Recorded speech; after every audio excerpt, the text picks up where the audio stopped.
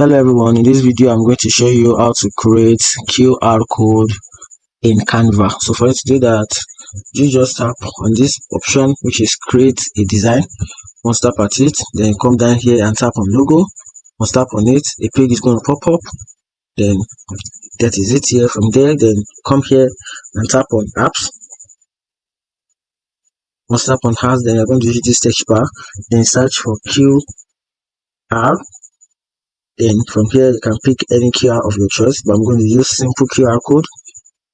Let's tap on simple QR code, then you can pick from any of these if you want. Then I'm going to pick on this.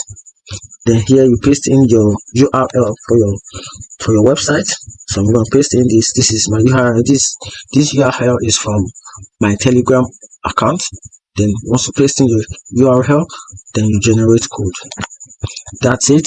If you find this video helpful, like and follow for more. Thank you.